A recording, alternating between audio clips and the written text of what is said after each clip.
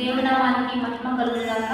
దేవుని బిడ్డలారా, ప్రతి ఉదయకాలం ఎంతో చక్కగా ఆత్మీయంగా దేవుడే మనతో మాట్లాడుతూ మనల్ని ధైర్యపరుస్తూ ప్రోత్సహిస్తూ బలమిస్తూ ఉండగా ఈ దినం దేవుడు ఏ వాకుస్తున్నాడు చూద్దాం. పరిశుద్ధ లేఖనంలో నుంచి యోహాను శుభవార్త 1వ అధ్యాయము 18వ వచనం చదువుకుందాం.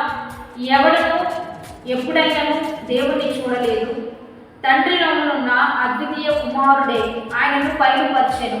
ఈరోజు ప్రభువైన యేసుక్రీస్తు యొక్క రాక, ప్రభువైన యేసుక్రీస్తు యొక్క జననం, ప్రభువైన యేసుక్రీస్తుని ఈ భూమి మీదకు వచ్చి ఎందుకు మరి తండ్రి మనసు మరి మనకు బయలుపరుస్తూ ఉన్నాడు అంటే, ప్రభువైన యేసుక్రీస్తుని తండ్రి అయిన దేవుడు ఈ భూమి మీద ఎందుకు పంపించాడు అంటే ఆయన ఏంటో కనపరచడానికి, ఆయన ఏంటో తెలియచేయడానికి.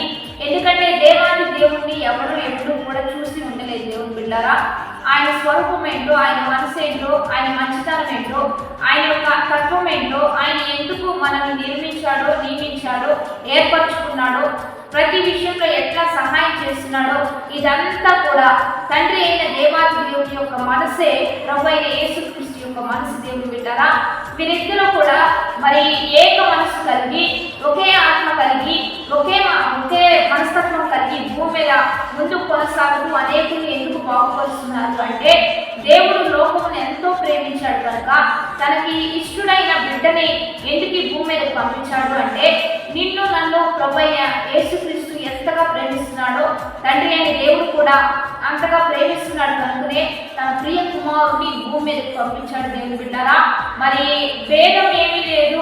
అందరూ పాపం చేసి దేవుడు అనుగ్రహించు మహిమను పొందలేకపోతూ ఉన్నారు.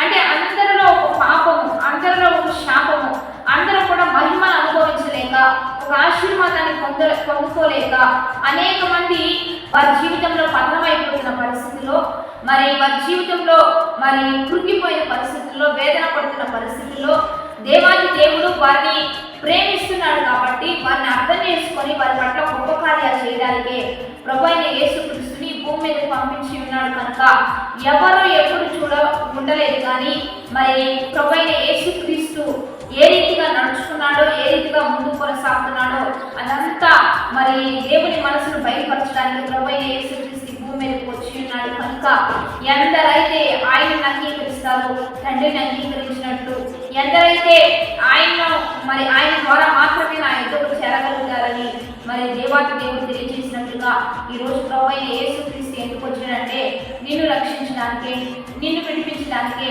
ఆ శాపం నుంచి, పాపం నుంచి, నష్టం నుంచి, ఏది నిన్ను ఏర్పడి చేస్తుందో, ఏది నిన్ను తప్పుగా పట్టిస్తుందో, ఏది నిన్ను నిత్య నరకానికి తీసుకొని వెళ్తుందో దాన్ని విడిపించడానికే దేవాది దేవుడు తన ప్రియ కుమారుడిని మరి ఎంతో ఇష్టడైన బిడ్డని భూమి మీదకి నీ కొరకు నా కొరకు పంపించి ఉన్నాడు. కనుక ఇది జ్ఞాపకం చేసుకొని, ఇది ఆలోచించి మరి ఆయన మనల్ని ఎంతగా ప్రేమిస్తున్నాడో మనం కూడా ఆయనకు అంతగా ప్రేమపూర్వకంగా కృతజ్ఞతాస్తుతులు తెలియజేస్తూ నిత్యం ఆయనకు ప్రాధాన్యత ఇచ్చే మంచి బిడ్డగా మనం నడుచుకుందాం.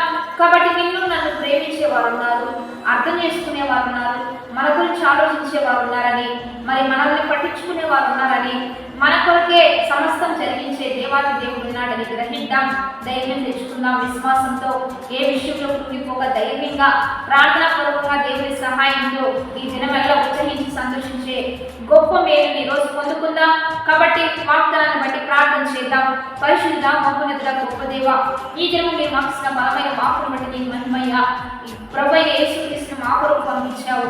మమ్మల్ని ఎంతో ప్రేమిస్తున్నావు. మమ్మల్ని ఎంతగానో మీరు అర్థం చేసుకుంటూ మా శాపం నుంచి, పాపం నుంచి, నష్టం నుంచి, వ్యతిరేకత నుంచి, దుఃఖం నుంచి, కన్నీరు నుంచి విడిపించి సంతోష వస్త్రంగా ధరింపచేయడానికే నీ ప్రియ కుమారుని పంపించి ఉన్నావు. కనుక అయ్యా, ఇటువంటి మీ ప్రేమను మీ కుమారులో మేము చూస్తూ మేము కూడా మిమ్మల్ని ప్రేమించే గొప్ప ధన్యత మాకు అనుగ్రహిస్తూ ఈ దినమెల్లా నీ గొప్ప నామాన్ని బట్టి గొప్ప కార్యాలు చూసి గొప్ప కృప మా అందరికీ దయచేస్తూ అద్భుత కార్యాలు జరిగిస్తూ ఈరోజు బర్త్డేస్, మ్యారేజెస్ జరుగుతున్న వారికి వృత్తి, వ్యాపారాలు చేయకుండా ఉద్యోగాలు, ప్రతి విషయంలో ఎంతమంది అయితే వారి వృత్తుల్లో ముందుకు కొనసాగుతున్నారో ప్రతి బిడ్డను జ్ఞాపకం చేసుకుని ఆశీర్వదింపచేయమని, ఎంతమంది అస్వస్థతో ఉన్నారో బాగుపరచమని, ప్రతి అక్కర అవసర ఆర్థిక పరిస్థితులన్నీ మెరుగుపరచమని నజరేయుడైన యేసుక్రీస్తు నామం పేరిట అడిగి వేడుకొని ప్రార్థిస్తూ ఉన్నాము గొప్ప తండ్రి.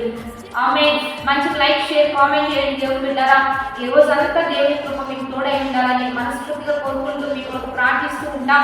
రెండోదిగా క్రిస్మస్ ఆరాధన జరుగుతున్నాయి 4 గంటల నుంచి 5 గంటల వరకు. మరి ప్రతి ఉదయకాలం మరి డిసెంబర్ 25th వరకు జరుగుతూ ఉంటాయి. లైవ్ ఇస్తున్నామండి. పాస్టర్ యెహోషువ జేపీఎం చర్చ్ అనేటువంటి యూట్యూబ్ ఛానల్. మీరు కలుసుకోండి, ఏకీభవించండి. దేవుని కృప మనకు తోడై ఉండి బలపరచబోతుంది.